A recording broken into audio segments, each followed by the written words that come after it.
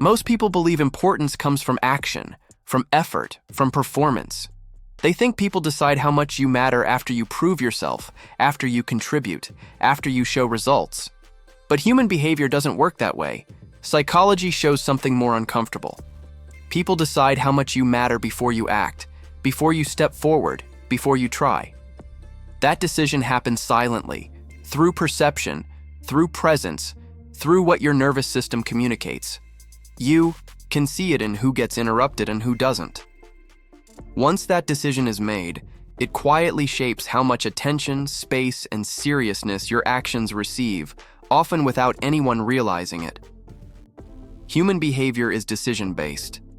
The brain is constantly sorting what deserves focus, what deserves energy, what deserves follow-through.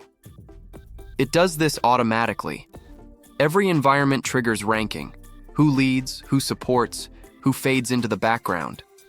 This isn't cruelty, it's efficiency. The brain conserves effort by deciding early where attention belongs. That's why two people can make the same suggestion in the same setting and receive completely different reactions. Not because one idea was better, but because one presence already carried more weight before anything was said. These decisions are not logical, they are perceptual. The nervous system reads stability, certainty, emotional grounding before it reads competence. It asks silently, is this person solid? Do they need regulation? Do they add noise or clarity? Those answers form instantly. Once formed, they become filters. Everything you do passes through them: your words, your effort, your ideas. That filter determines how much impact anything you do can actually have. Skill matters, but perception decides whether skill lands with weight or dissolves without effect. This is why effort alone doesn't elevate position. You can work hard, be reliable, show up consistently, and still feel overlooked. Because effort without perceived weight gets categorized as support, not influence. People appreciate it, but they don't organize around it. Once you see this, you can predict outcomes before they happen. You can sense who will be listened to before the conversation even starts. Because the structure is already set. The room has already decided who carries gravity and who fills space, long before anyone speaks. Most people misunderstand this. They think being helpful builds importance. But helpfulness often lowers perceived priority when it comes without grounding. Availability signals flexibility. Flexibility communicates adaptability, not direction. And direction is what people follow. Without it, you become useful but not central, included but not referenced, respected but not deferred to. This happens quietly, without rejection, without conflict, which makes it difficult to notice. You don't feel dismissed. You just slowly realize decisions keep happening somewhere else, without you. This explains a common frustration. You contribute, but decisions happen elsewhere. You speak, but momentum doesn't shift. You're respected, but not taken seriously. Nothing is hostile. Nothing is dismissive. You're simply not the organizing point. Because organization follows perceived certainty, not effort. And certainty is behavioral, not verbal. People don't consciously choose this. They respond automatically to what feels steady and what feels movable. Influence forms where the nervous system senses grounding, not where effort is loudest. Weight is built through what you do not rush, how you pause, how you hold silence, how you resist filling space. People unconsciously track who needs the room and who is the room. The one who rushes to clarify signals instability. The one who waits signals grounding. These are not moral judgments. They're nervous system responses. The brain aligns with what feels settled, not what feels urgent. Urgency signals motion. Stillness signals structure. And structure is what people organize around when deciding who matters in a room. Calmness and gravity are often confused. Calm can be passive. Gravity cannot. Calm avoids disruption. Gravity reorganizes without force. One blends into the environment. The other subtly reshapes it. That's why some people seem relaxed yet overlooked, while others say very little and still set direction. The difference isn't confidence or dominance. It's nervous system authority. Authority that comes from being settled, not from being certain. People don't follow certainty. They follow regulation, and regulation is felt, not announced. This is why composure changes outcomes, not confidence, not dominance. Composure. Composure tells others, this doesn't need fixing, and what doesn't need fixing gets organized around. People align with what feels regulating, not because it's perfect, but because it's stable.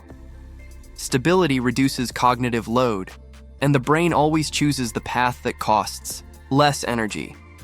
That's how influence forms, without persuasion, without assertion, without force. Weight doesn't demand attention.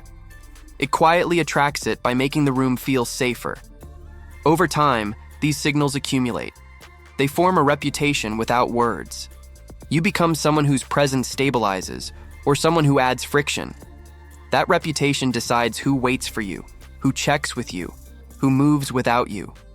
Once formed, it becomes self-reinforcing, because people treat you based on what they expect. And expectations shape interaction long before intention enters. That's why first impressions linger and why presence often outweighs performance. The room remembers how you felt to it longer than what you said inside it. This realization is uncomfortable, because it removes blame, but also removes excuses. It's not about being louder, smarter, or more assertive. It's about noticing what your presence teaches. Every interaction answers a question. Should I slow down for this person, or move past them? That answer shapes everything, and most people never realize they're teaching it constantly, without words. Awareness isn't criticism, it's leverage. Because once you see what your nervous system communicates, you gain the ability to adjust without pretending to be someone else. The goal is not to dominate. The goal is to anchor. Anchors don't pull, they hold. They allow others to orient. When your nervous system is grounded, others relax into alignment. That's how influence forms without effort. People naturally organize around what feels stable, not what demands attention. This is why understanding behavior is more effective than analyzing personality.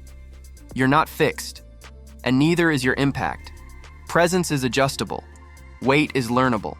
Not by doing more, but by regulating differently inside the moments that already exist. Patterns shift through interruption, not force. Letting moments breathe, not rushing resolution. Holding presence without performance. These small changes recalibrate perception. They tell others, this has weight, not because you declared it, but because you embodied it. Over time, behavior changes response, not through effort, but through communication. This is how gravity builds, quietly, without resistance, without confrontation. You don't push yourself forward. You become the point others naturally slow down around because the nervous system senses stability there. At first, this feels uncomfortable because efficiency feels safe. But safety built on urgency is fragile. Real safety comes from steadiness, and steadiness is felt, not announced. Each pause rewrites expectation. Each held moment builds gravity. You may feel the urge to explain, to justify, to prove. That urge is the pattern loosening. You don't need to do more. You need to signal less urgency, because urgency asks for permission. Steadiness assumes presence, and the nervous system responds differently to those two signals. People don't decide how much you matter after you act. They decide it before you move. That decision shapes how your actions land, not through fairness, but through perception. Once perception shifts, everything else follows. Not through force, but through alignment. This isn't about becoming bigger, it's about becoming clearer. When your presence settles, others respond differently. Not because you changed who you are, but because you changed what your nervous system communicates. Think about the last room you walked into. Did people adjust to you, or did you adjust to them? That answer explains more than effort ever could.